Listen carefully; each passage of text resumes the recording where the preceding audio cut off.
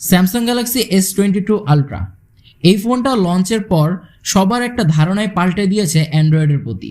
এই কিছুদিন আগেই অ্যান্ড্রয়েড এবং অ্যাপেল এই দুটো ফোনকে যদি পাশাপাশি রাখা হতো সেক্ষেত্রে ফটোশ্যুটের জন্য সবাই অ্যাপেলকে চুজ করতো এবং করবেই বা না কেন, কারণ অ্যাপেল অর্থাৎ আইফোন আমাদেরকে খুব ভালো একটা পারফরমেন্স দিত। বাট এই স্যামসাং গ্যালাক্সি S22 আলট্রা এই ফোনটা লঞ্চের পর ক্যামেরার জন্য কমপক্ষে আপনার এই ফোনটাই চুজ করতে হবে, ক্যামেরার জন্য না হোক পোর্ট্রেট ছবি তোলার জন্য তো অবশ্যই। অ্যান্ড এই ফোনটা বলতে গেলে এখন অ্যান্ড্রয়েড দুনিয়ার বেতাজ একটা বাদশা বলা যায়। এবং এই ফোনের আজকে ফুল স্পেক্স নিয়ে কথা বলবো। অনেকের মনেই হয়তো প্রশ্ন থাকতে পারে যে কেন আমি এতদিন পর, প্রায় 1 মাস পর আমি এই ফোনটার রিভিউ দিচ্ছি। আসলে মেন কারণটা আমিও জানি না, আমিও দিতে চেয়েছিলাম বাট কোনো একটা কারণে হয়তো দেওয়া হয়নি। সো আজকে মেইনলি এই ফোনটার ফুল স্পেক্স নিয়ে কথা বলবো, প্লাস হচ্ছে আজকের ভিডিওতে অনেক আজাইরা কিছু কথা রয়েছে যেগুলো বাদ দিয়ে দিব, ফুল এর স্পেক্স এবং এতদিনে ইউজার্সরা এটা থেকে কিরকম একটা এক্সপিরিয়েন্স গ্যাদার করেছে এই সব কিছু নিয়ে ভিডিওতে কথা বলবো। তো পুরো ভিডিও জুড়ে মাইন থাকছে আপনাদের সাথে, আপনারা দেখছেন টেকটক উইথ মাইন। ভিডিও শুরু করার আগে যারা এখন আমাদের চ্যানেলটি সাবস্ক্রাইব করেনি তারা এখনই সাবস্ক্রাইব করে পাশে থাকা বেল আইকনটি প্রেস করে দিন। সো যেহেতু ক্যামেরা নিয়ে কথা উঠলো তো ফার্স্টে ক্যামেরা নিয়ে কথা বলা যাক। এই ফোনে থাকছে কোয়াড ক্যামেরা সেটআপ এবং এই কোয়াড ক্যামেরা সেটআপের মধ্যে দুটো সেন্সর রয়েছে জুম লেন্স, একটি হচ্ছে 10x পর্যন্ত অপটিক্যাল জুম আর একটা হচ্ছে 3x পর্যন্ত। একটা 108 মেগাপিক্সেলের মেইন শুটার রয়েছে এবং 12 মেগাপিক্সেলের একটি আলট্রা ওয়াইড ক্যামেরা রয়েছে। আমার কাছে মনে হয়েছে এই সময় দাঁড়িয়ে বেস্ট একটা ক্যামেরা এই ফোনের, যার মেইন কারণ হচ্ছে এই ফোন দিয়ে আপনারা যে সকল ক্লিক করবেন সেগুলো একেবারে আপনাকে অন্য একটা ভাইবসে নিয়ে যাবে। বেশ কিছুদিন আগে তুষার ভাই অর্থাৎ এটিসির তুষার ভাই তার একটা পেজে আইফোন 13 প্রো ম্যাক্স এই ফোন দিয়ে তোলা ছবি এবং স্যামসাং গ্যালাক্সি S22 আলট্রা এই ফোন দিয়ে তোলা ছবির মধ্যে দুটো ছবির কম্পারিজন দেওয়া হয়েছিল এবং ম্যাক্সিমাম মানুষ S22 আলট্রা এই ফোনটা দিয়ে তোলা ছবিকে বেশি অ্যাপ্রিসিয়েট করেছে। সো এখন আর বোঝার বাকি নেই যে এই ফোনটার ক্যামেরা কতটা জোস। এজ ডিটেকশন প্লাস হচ্ছে কালার অ্যাকুরেন্সি, ডিটেলস, শার্পনেস সবকিছু মিলে আপনাকে একটা পারফেক্ট ছবি দিবে এই ফোনটা। আরেকটি বিষয়, এই ফোনে আপনারা সবগুলো সেন্সর একসাথে কাজ করাতে পারবেন, এই ফিচারটা আমার কাছে খুবই জোস লেগেছে। আমরা এতদিন জানতাম যে আইফোন দিয়ে যদি জুম করে ছবি তোলা হয় সেটার উপরে কোনো ছবি হতে পারে না, but Samsung Galaxy S22 ultra এই ফোন দিয়ে আপনি যদি জুম করে ছবি তোলেন সেটার কোয়ালিটি খুবই জোস হবে। ইনফ্যাক্ট আপনারা যদি 3x জুমে ছবি তোলেন সেক্ষেত্রেও পোর্ট্রেট মোডটা কিন্তু পেয়ে যাবেন। সো অনেকটা ডিএসএলআর একটা ভাব নিয়ে আসে, যেটা খুবই ভালো লেগেছে। এই ফোনের বেস্ট পার্ট হচ্ছে এর পোর্ট্রেট মোড। এই ফোনে নাইট মোড ফিচার রয়েছে, স্লো মোশন রয়েছে, আরও অন্যান্য ফিচার তো রয়েছেই, সেগুলো তো অবশ্যই ক্যামেরার জন্য মাথা নষ্ট বলা যায়। এই ফোনে আলট্রা ওয়াইড ক্যামেরা দিয়ে আপনারা 108 মেগাপিক্সেলের সেন্সর দিয়ে যতটা ভালো পারফরমেন্স পাবেন ঠিক ততটাই পাবেন। এবং এই ফোন দিয়ে যদি নর্মাল অর্থাৎ পোর্ট্রেট মোড না ইউজ করে ছবি তোলেন সেক্ষেত্রেও আলাদা একটা ব্লারনেস অর্থাৎ একটা ফোকাস দেয়, যেটা আরো সুন্দর লাগে এবং এই ফোন দিয়ে অলমোস্ট একটা ন্যাচারাল ফোকাস আপনাকে দিয়ে থাকবে।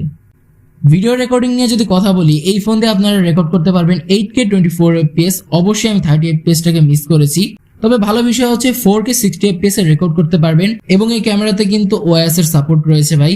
এবং স্যামসাং দাবি করছে এই ফোন দিয়ে আপনারা সুপার স্টেডি ভিডিও করতে পারবেন, অর্থাৎ ভিডিওর ভিতরে তেমন কোনো শেখি ভাব নেই। বাট এত কিছুর পরেও অ্যাপেলকে এর ভিডিও রেকর্ডিং পারফরমেন্স টেক্কা দিতে পারে নাই, অর্থাৎ এখনো ভিডিও রেকর্ডিং এর ক্ষেত্রে সেরা অ্যাপেল। বাট এই ফোন দিয়ে আপনারা বেশ ভালো ধরনের ভিডিও রেকর্ডিং করতে পারবেন, খুবই ভালো স্টেডি ভিডিও করতে পারবেন। বাট আমি আবারও বলছি ভিডিও রেকর্ডিং এর জন্য অ্যাপেল এখনো জয়ী রয়েছে। ফ্রন্টে আসলে পেয়ে যাবেন 40 মেগাপিক্সেলের সেলফি ক্যামেরা, যেটাতে আপনারা 4K 60 fps এ রেকর্ড করতে পারবেন। আরেকটা বিষয় বলতে ভুলে গিয়েছি, এটাতে একটা ফিচার রয়েছে যার ফলে আপনারা যখন ভিডিও রেকর্ড করবেন যেই অবজেক্টটাকে একটু জুম করবেন সেটা থেকে যে সাউন্ডটা আসবে সেটা আরো ক্লিয়ারলি শোনা যাবে এবং ব্যাকগ্রাউন্ড নয়েজ রিমুভ হয়ে যাবে অটোমেটিকলি। এটা খুবই ভালো বিষয়। এবং আপনারা ভিডিও রেকর্ড করার সময় ফ্রন্ট ক্যামেরা আনতে পারবে, সেটা অবশ্যই ব্লগারদের জন্য ভালো হবে। যারা ব্লগ করেন তারা ইনস্ট্যান্ট আপনারা ফ্রন্ট ক্যামেরা আনতে পারবেন ভিডিও রেকর্ড চলাকালীন। এর ফ্রন্ট ক্যামেরার পারফরমেন্সটা খুবই দুর্দান্ত, এজ ডিটেকশন প্লাস হচ্ছে শার্পনেস, ডিটেলস, কালার সবকিছু মিলে খুবই জোস। বলতে গেলে এর ক্যামেরা প্যানেলটা একেবারে কম্প্যাক্ট একটা ক্যামেরা প্যানেল। যেহেতু আমি ফার্স্টেই বলেছিলাম বর্তমানে অ্যান্ড্রয়েড দুনিয়ার একমাত্র রাজা এই Samsung Galaxy S22 ultra. Display নিয়ে কথা বলতে গেলে এই ফোনে থাকছে 6.8 ইঞ্চের ফুল HD+ রেজলিউশনের একটি ডাইনামিক অ্যামোলেড ডিসপ্লে, যেটা একটা 2K রেজলিউশনের ডিসপ্লে এবং এটার প্রোটেকশন হিসেবে থাকছে কর্নিয়া গরিলা গ্লাস ভেক্টাস। মূলত বলতে গেলে one of the best display এটাকে অবশ্যই বলা যায়। এতটা জোস কালার দেয়, অর্থাৎ যারা ভিউয়ার্স রয়েছে তারা তো খুবই ভালো রেজাল্ট পাবে। এবং এটা কিন্তু একটা কার্ভ ডিসপ্লে। সো এটা থেকে কিন্তু আপনার ভিউ অ্যাঙ্গেল প্লাস হচ্ছে কন্টেন্ট প্লেইং, মাল্টিটাস্কিং সবকিছু মিলে খুবই জোস পারফরমেন্স পাবেন। 120 হার্জের রিফ্রেশ রেট রয়েছে এবং এর পিক ব্রাইটনেস হচ্ছে 1750 নিটস। সো আউটডোরে বলতে গেলে একেবারে সুপার লেভেলের পারফরমেন্স পাবেন। HDR10+ এর সাপোর্ট রয়েছে।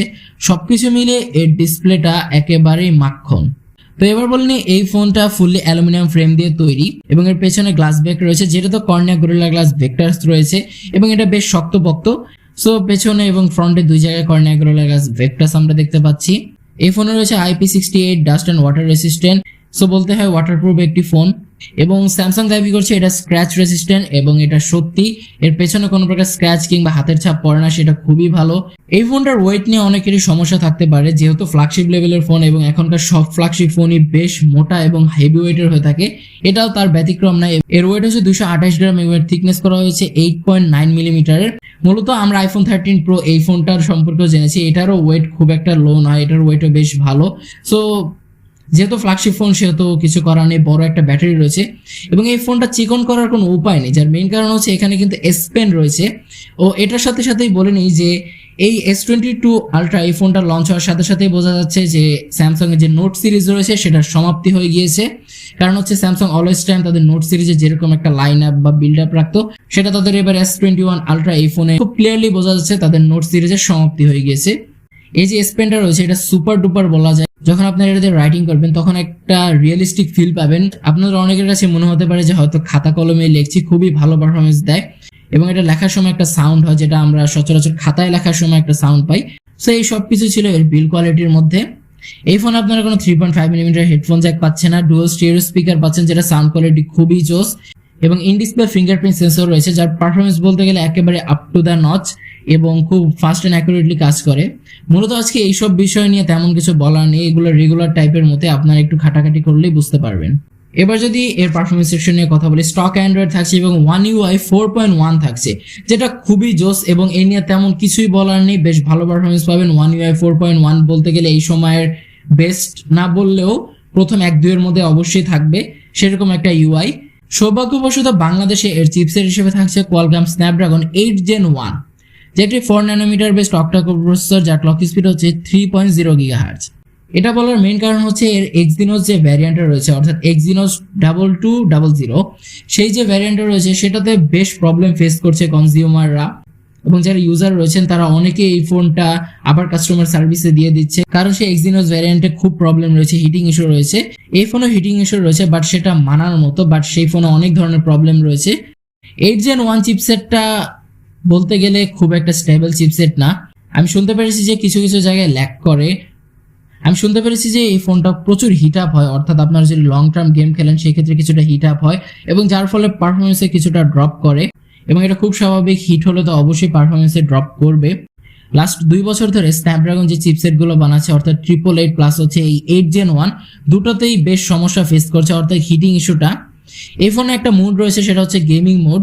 এটার কারণে এটা যখন আপনারা অন করবেন তখন এই চিপসেটটা থেকে একেবারে ফুল যে পারফরমেন্সটা রয়েছে সেটা পাবেন এবং তার কারণে কিন্তু ফোনটা খুব হিট আপ হয় এবং প্রচুর চার্জ খায়। সো আপনারা যখন নর্মাল ইউজ করবেন তখন এই গেম মোডটা অফ করে রাখবেন এবং যখন গেম খেলবেন তখন এটা অন করে রাখলেই হবে। এই ফোন দিয়ে আপনারা যে কোনো প্রকার ফ্ল্যাগশিপ গেম খুবই স্মুথলি এবং পারফেক্টলি খেলতে পারবেন, যেটার পারফরমেন্স একেবারে আপ টু দ্য মার্ক এবং এটা দিয়ে আপনারা ফ্রেম রেট পেয়ে যাবেন অ্যারাউন্ড 40 to 50।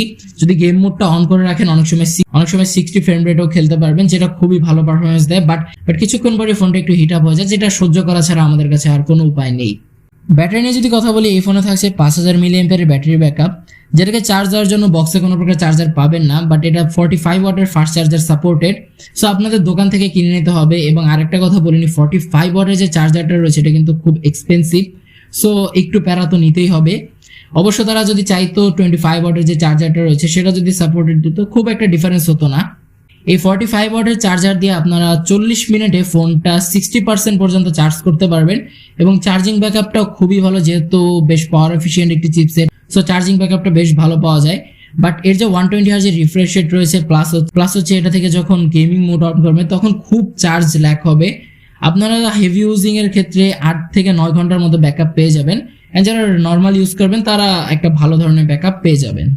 এটাতে 50 ওয়াটের ওয়্যারলেস চার্জিং সাপোর্ট করে এবং রিভার্স চার্জিং সাপোর্ট করে 4.5 ওয়াটের।